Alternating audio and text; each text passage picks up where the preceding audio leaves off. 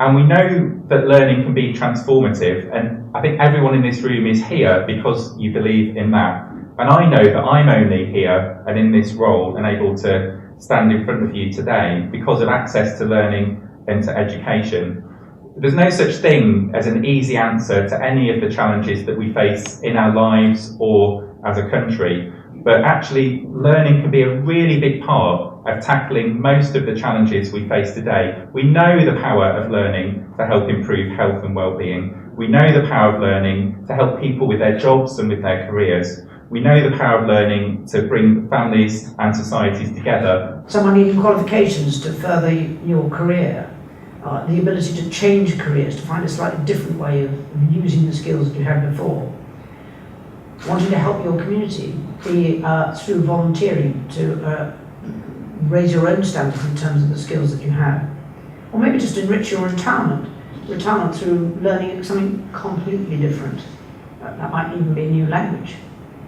So adult learning plays a really vital role in society. And as Stephen just mentioned, it's good for people. It's good for your health, it's self-esteem, and if you want, your employability. None of those will be the same for individuals. There will always be different reasons for doing it. But I think the health and self-esteem is probably common to most people who take part in that learning process. The things they were teaching, like confidence and empowerment, really hit home, and for the first time ever, I believed I deserved more. I became an associate at the Women's Centre and was able to go on lots of lifelong learning courses, arts and crafts, sewing, pottery and many more. Some courses had certifications and others were just one-day courses, but I enjoyed them all. And I think doing things you like is very important. It fuels your interest. Soon I completed over 25 courses in 1 year. As my confidence and self-esteem improved, I decided to try and do the maths and English courses that lifelong learning was offering, just to get my brain working again. I started at level 1 for maths and level 2 for English. What I soon found was a love for learning, especially in the English course. I even looked forward to the homework. Last year I took exams in both, and I'm pleased to say I passed them all. For such a long time without having a voice, I suddenly found one, and my life was going great, so much better than I could have ever dreamed of when I was shut away in my home. Then, to my great surprise, I was nominated for an award. Studying has had a fantastic effect on my mental health and has changed my life for the better. I'm so much more confident when I say yes to lots of things now.